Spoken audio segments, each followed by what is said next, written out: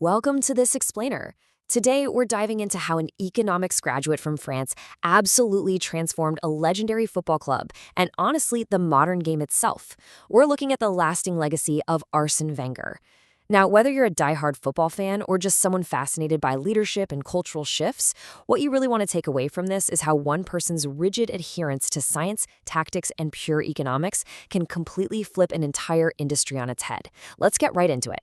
Okay, to really grasp the magnitude of this revolution, we have to rewind a bit to 1996. English football was, well, kind of in this weird transition phase. Stadiums were modernizing and the Premier League was raking in massive TV money. But down on the pitch, the culture was totally stuck in the past. When Arsene Wenger first walked into Arsenal, he stepped into a club defined by a notorious heavy drinking culture. I mean, the players actively took part in something called the Tuesday Club, basically a regular night of heavy drinking just for team bonding. And their pre-match meals, we're talking burgers, heavy meat pies, chips, and custard. Yeah, custard. It was literally a completely different world back then. Now, take a look at this quote. This is the incredibly bold prediction Wenger made to a highly skeptical, even mocking British media right before the 2002-2003 season. He stated point blank that a team could go entirely unbeaten. At the time, the press openly ridiculed him for it. There was absolutely no way, right? And when Arsenal lost 6 games that year and finished second, well, the media felt pretty vindicated. But as you'll see, Wenger was playing a much, much longer game. So the crucial question we need to explore today is, how did this specific manager, a guy with a degree in economics, pretty modest playing experience, and this remarkably bookish professor-like appearance, how did he manage to shift the entire paradigm of English football and eventually achieve the impossible? Well, the methods he used to shock the system were, quite frankly, nothing short of revolutionary. Section 1. A shock to the system, the cultural revolution. Wenger brought an immediate and honestly jarring culture shock to London. This was heavily inspired by his previous managerial stint over in Japan with Nagoya Grampus 8. He noticed that the Japanese lifestyle was intrinsically linked to health. We're talking diets built on boiled vegetables, fish, and rice with virtually zero fat or sugar. So he brought this directly to Arsenal. He completely banned alcohol in the players' lounge, stripped away all the sugar, and introduced precise science-backed nutrition. Red meat swapped for boiled chicken. Those heavy pies replaced by pasta. It was a total overhaul. Now, as you can probably guess, this transition had some hilarious teething problems. Wenger actually recalled that during his very first match in charge, the players literally began singing, "We want our chocolate back," on the team bus just because he had confiscated their snacks. Club legend Ian Wright even got guilt-tripped by Dennis Bergkamp just for trying to sneak a quick cup of tea in their hotel room. But all this strictness had a very clear purpose. But the revolution didn't stop at the cafeteria. Wenger treated the body holistically, which was pretty much unheard of in England at the time. He introduced mandatory osteopath appointments to realign the players' bodies, strict stretching routines, and specific supplementation like vitamin B and C injections. He even had players drinking orange juice mixed with creatine to reduce fatigue, and he enforced a super strict 1-hour post-match window for refueling. And it worked.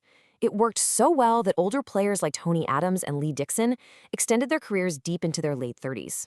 Eventually, rival players on the England national team actually started copying the Arsenal players' stretching routines. Talk about a trendsetter. Section 2. The Tactical Masterclass, Alchemy on the Pitch.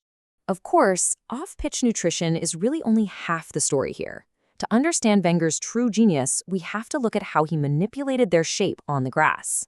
On paper, Arsenal lined up in a traditional standard English 4-4-2. But in practice, it was a totally different beast. Wenger orchestrated this fluid, asymmetrical 4-2-3-1.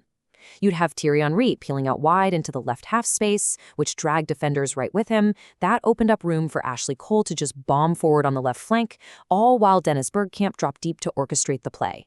It was basically a web of intelligent movement designed to constantly create central overloads. It completely baffled rigid opposition defenses. And the real engine driving this whole formation was something called vertical speed.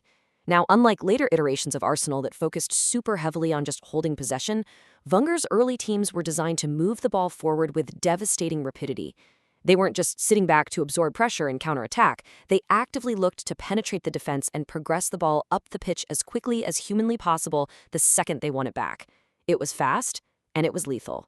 So, what did this look like in practice? Well, this lightning-fast buildup started right at the back. Goalkeeper Jens Lehmann would rapidly distribute the ball to Kolo Touré, who was actually a converted midfielder, so he was perfectly comfortable on the ball. Then, Gilberto Silva would drop just ahead of the defensive line to create a passing angle, followed by Bergkamp staggering his position to receive the ball right between the opposition's lines.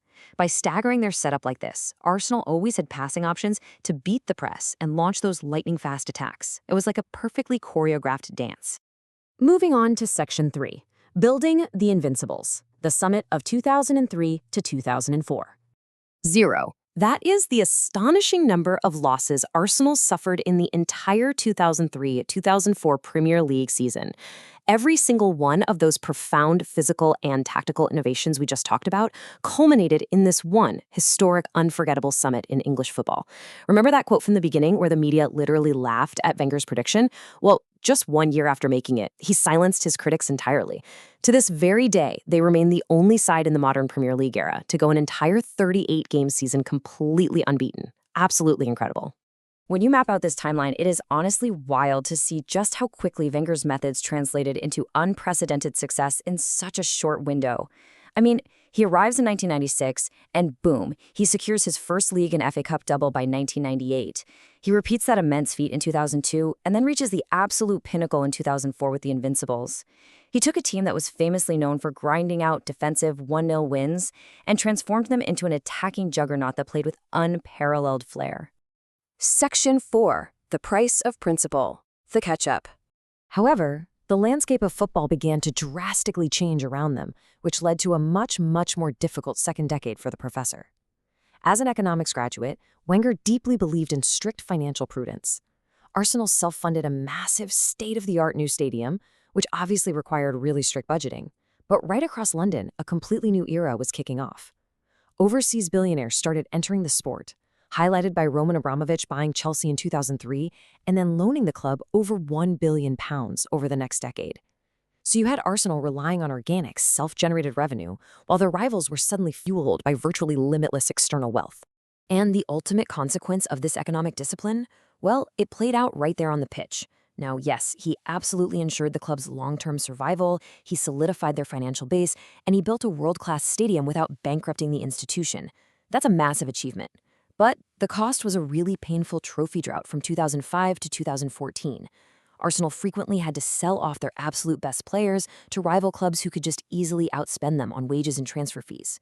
So Wenger's principles kept the club alive, sure, but also removed them from the very pinnacle of European dominance. Finally, Section 5, The Professor's Legacy, A Changed Game.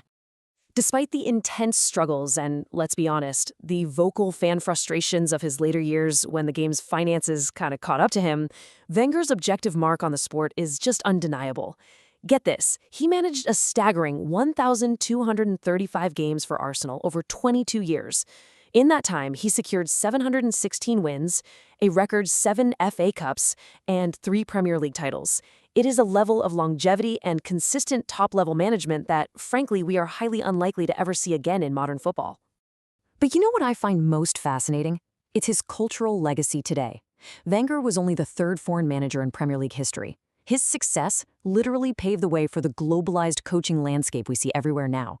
He normalized the use of statistical data to find undervalued players way before it was trendy. And that nutritional revolution, it is still being felt right now. Today, you have superstars like Robert Lewandowski eating their dessert before their dinner to optimize sugar processing, and young players like Emile Smith-Rowe directly attribute their success to ditching fast food and hiring private chefs. The modern athlete's lifestyle as we know it was essentially birthed in England by Arsene Wenger. So we're going to leave you with this provocative thought to ponder. When we look at today's football landscape, one that's so often plagued by massive club debt, financial fair play breaches, and general economic instability, were the professor's strict financial principles actually the ultimate masterclass? Did he sacrifice his own short-term glory just to guarantee his club's future?